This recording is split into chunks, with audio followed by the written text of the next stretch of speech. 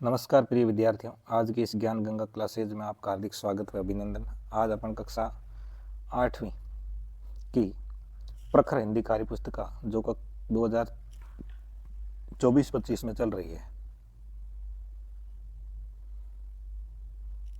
आज अपन कक्षा 8 की प्रखर हिंदी कार्य पुस्तिका जो 2024-25 में चल रही है उसके कार्यपत्रक 31 से 35 व आंकलन 5 को हल करेंगे। मैं आशा करता हूं कि आपको ज़रूर समझ में आएंगे। साथ ही मैंने अब तक कार्यपत्रक नंबर 1 से 30 तक पूर्ण कर दिए हैं और आंकलन 1 से 4 तक भी पूरी तरह से हल कर दिए हैं। इसी के साथ अपन कार्यपत्रक नंबर 31 से शुरू करते हैं। कार्यपत्रक 31।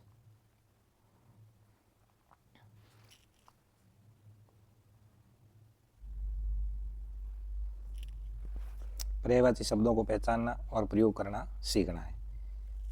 दिए गए शब्द समूह में अलग अर्थ वाले शब्द पर गोला करना है। समूह है उसमें अलग अर्थ देने वाले शब्द पर गोला करना है। जैसे दिन, तो दिन को वार भी कहते हैं, दिवस भी कहते हैं, रात नहीं कहते हैं। तो आपको इसी तरह क, ख, ग, घ ये चारों प्रश्न हल करने हैं। जैसे आग, आग को अनल कहते हैं, आग को ही अग्नि कहते हैं। मसाल आग को नहीं कहते हैं।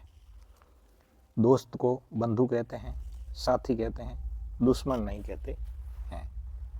नेत्र जो है इनको नयन कहते हैं, आँख कहते हैं, पलक नहीं कहते हैं। पवन को वायु कहते हैं, हवा कहते हैं, जबकि तूफान है वो नहीं कहते हैं। तो ये पर्यायवाची है और इनमें से एक है वो इनका पर्यायवाची नहीं है। इसी तरह दिए गए शब्दों के 3 पर्यायवाची लिखने हैं। जैसे घर है, गृह है, गृह के 3 पर्यायवाची घर, आलय और निवास है। इसी तरह धरा के 3 पर्यायवाची है, धरती, भूमि, पृथ्वी। खग कहते हैं पक्षी को, तो पक्षी, पंछी, विहग। बादल के 3 पर्यायवाची घन, मेघ, जलद। पानी के 3 पर्यायवाची है जल, नीर, वारी। इसी तरह एक शब्द के 3 पर्यायवाची आपको लिखने हैं। दिए गए शब्द युग्म की सहायता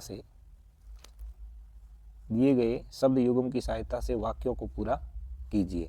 पीछे पीछे, सुबह सुबह, तरह तरह, सुनते सुनते, ऊंची ऊंची, ये शब्द यूज करते हुए आपको वाक्य पूरे करने। जैसे एक उदाहरण दे रखा है, उदाहरण से आप समझ जाओगे कि बगीचे में तरह तरह के फूल खिले थे।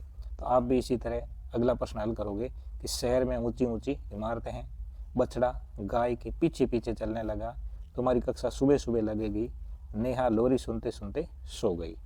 इसी तरह आपको ये प्रश्न हल करने थे। प्रश्न नंबर 4, सही विकल्प द्वारा रिक्त स्थान भरें और वाक्यों को पूरा करें। जैसे सूरज की किरणें हमारे स्वास्थ्य के लिए लाभदायक हैं, तो इसमें किरणें जो शब्द है वो यहां भरना था। महात्मा गांधी सत्य, अहिंसा और शांति के पुजारी है। महात्मा गांधी। देश के वीर अपने देश की खाली जगह के लिए बलिदान दे देते हैं, तो किसके लिए? शान के लिए बलिदान दे देते हैं। गंगा यमुना भारत की पवित्र खाली जगह क्या है? नदियां हैं। खाली जगह नदियां हैं। तो कार्यपत्रक नंबर 31 पूरा होता है। कार्यपत्रक नंबर 22 की ओर रुख करते हैं। कार्यपत्रक जो 22 है, कार्यपत्रक नंबर 32, लिंग और वचन को पहचान कर उनका प्रयोग करना। दिए गए शब्दों में से स्त्रीलिंग और पुल्लिंग शब्द ढूंढ कर लिखने हैं। इसमें से स्त्रीलिंग शब्द और पुल्लिंग शब्द है वो ढूंढ करके लिखने हैं। तो माता क्या है, स्त्रीलिंग है या पुल्लिंग? तो माता यहाँ पर स्त्रीलिंग है। टीना स्त्रीलिंग है, तो स्त्रीलिंग लिख दो टीना। राम पुल्लिंग है। किताब स्त्रीलिंग है। तो आप कहोगे किताब स्त्रीलिंग कैसे है? तो ये कह सकते हैं कि मोहन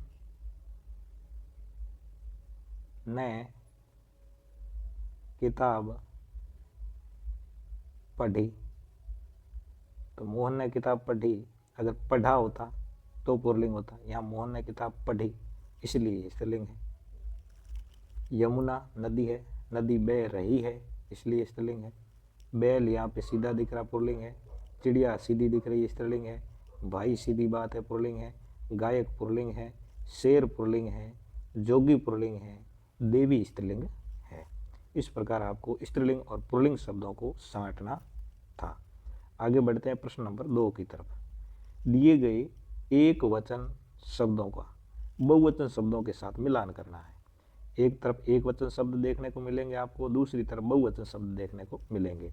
एक वचन शब्द कन्या है तो कन्याएं, सड़क का होगा सड़कें, पुस्तक का पुस्तकें, मैं का हम, फूल का फूलों। इस प्रकार एक वचन से बहुवचन शब्द बनाने थे। प्रश्न नंबर 3, खाली जगह में स्त्रीलिंग शब्द भरने हैं।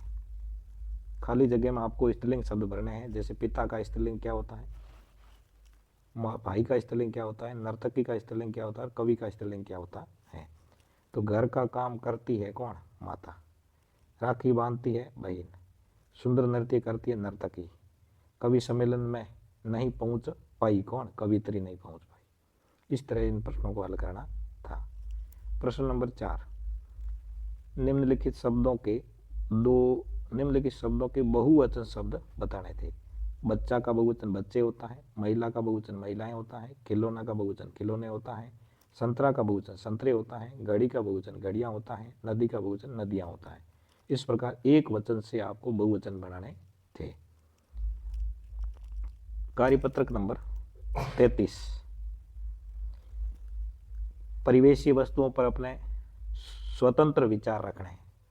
अपने आसपास के वातावरण में जो भी वस्तुएं आपको दिख रही है उस पर आपको स्वतंत्र विचार है वो रखने हैं। अपने अनुभवों के आधार पर बताएं कि आपके गांव में या शहर में क्या क्या बढ़ा है और क्या क्या घटा है। नीचे दिए गए चार्ट में से जो घटे हैं या बढ़े हैं उन पर सही का निशान लगाना है और फिर उसके अगले खाने में यह भी लिखें कि ऐसा क्यों हुआ है। तो आप बढ़े हैं घटे के स्थान पर सही का निशान लगा सकते हैं। मैंने यहाँ बढ़े हैं घटे ऐसे लिख दिया, आप इसकी जगह सही का निशान भी लगा सकते हैं। जैसे सबसे पहले नाम, फिर बढ़े हैं घटे हैं, घटने या बढ़ने का कारण। जैसे सबसे पहले नाम ले लेते हैं ट्रैक्टर, तो ट्रैक्टरों की संख्या बढ़ी है, आप ऐसे सही का निशान भी लगा सकते हो।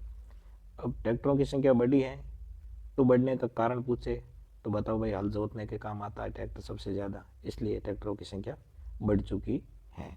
दूसरा है बैलगाड़ी, बैलगाड़ियों की संख्या घटी है, ऐसे सही का निशान लगा सकते हो।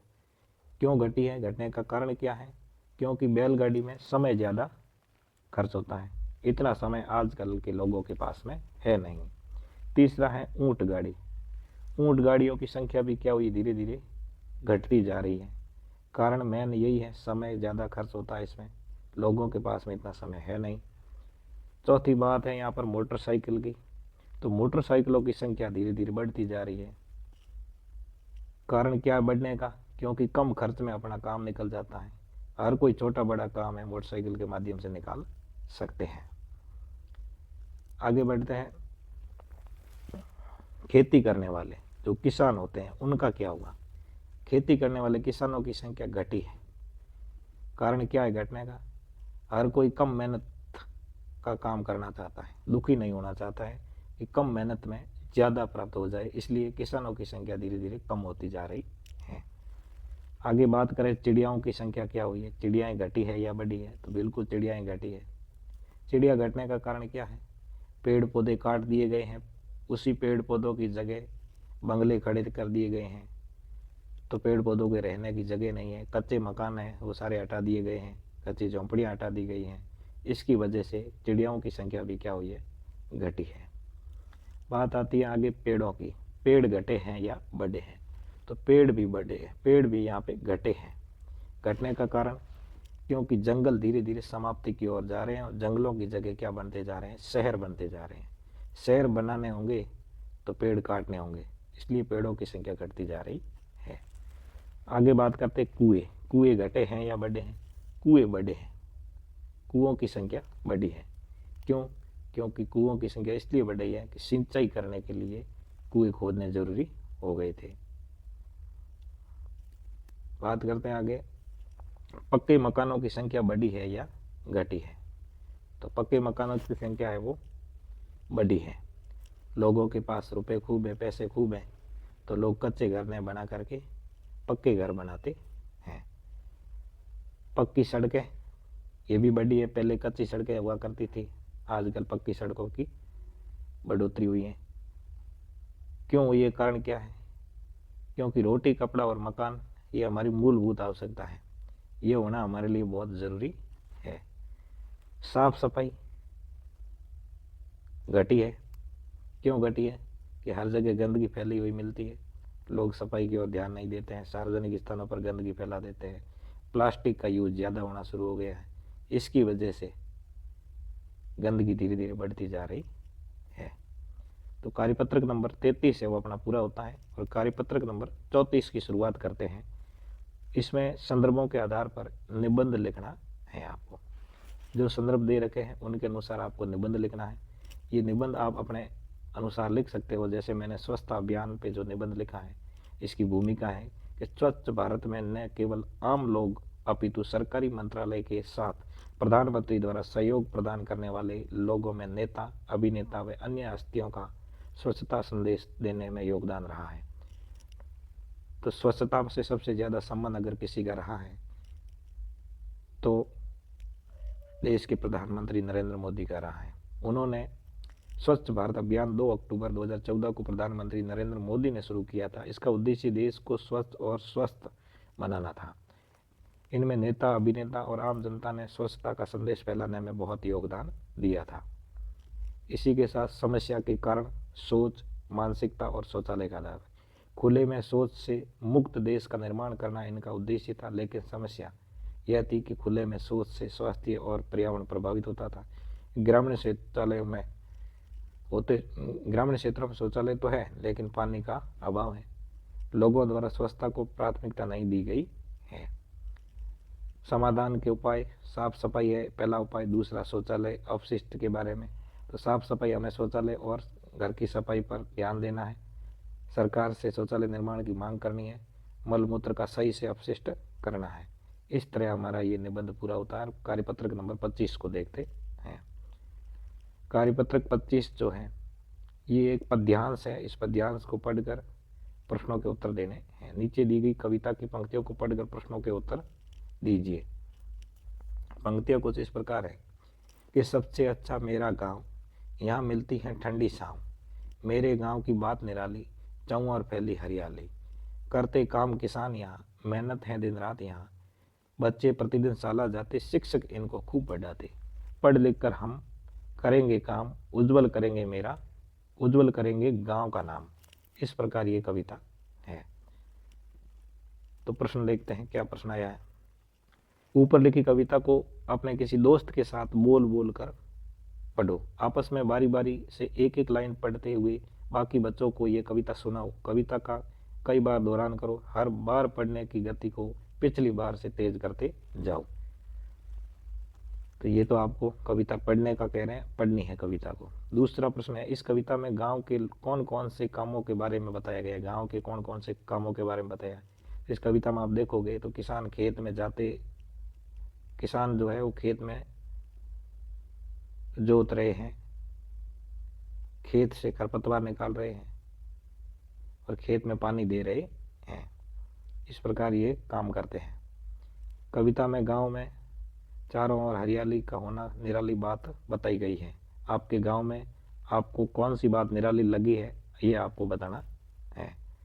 मैंने जो लिखा है वो इस प्रकार है कि हमारे गांव में सूर्योदय के साथ किसानों का खेतों में काम पर लगना और हरियाली के गीत गाते हुए निराले लगते हैं।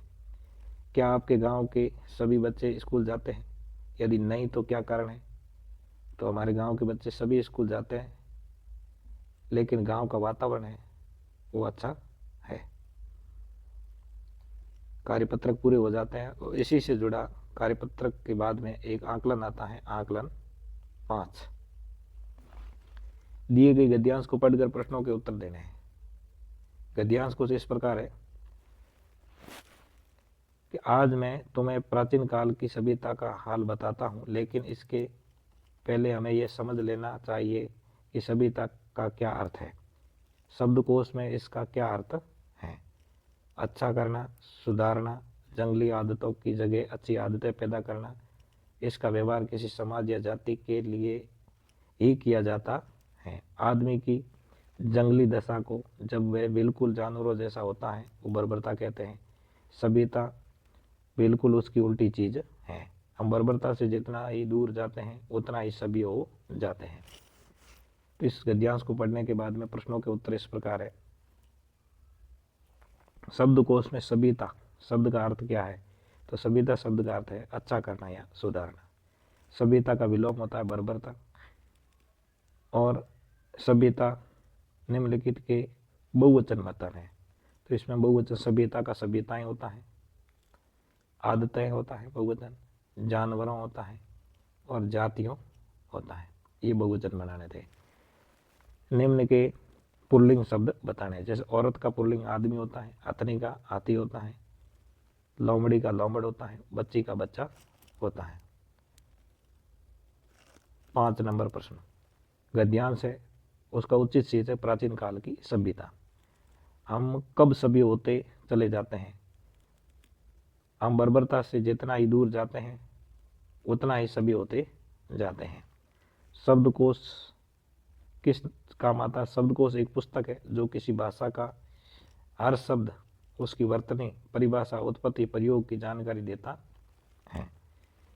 शब्दों के लिंग बदल कर बताने हैं। आदत का आदतें, सभ्यता का सभ्यताएं, जानवर का जानवरों, जंगल का जंगल ही होता है, जंगलों नहीं होगा। हम बर्बरता से जितना दूर ही जाते हैं उतना ही सभ्य होते जाते हैं। इस पंक्ति का भाव क्या है? भाव कुछ इस प्रकार है। इसका भाव यह है कि हम असभ्यता या अराजकता से दूर जाते हैं उतना ही हम सभ्य और राजकता की ओर हो जाते हैं।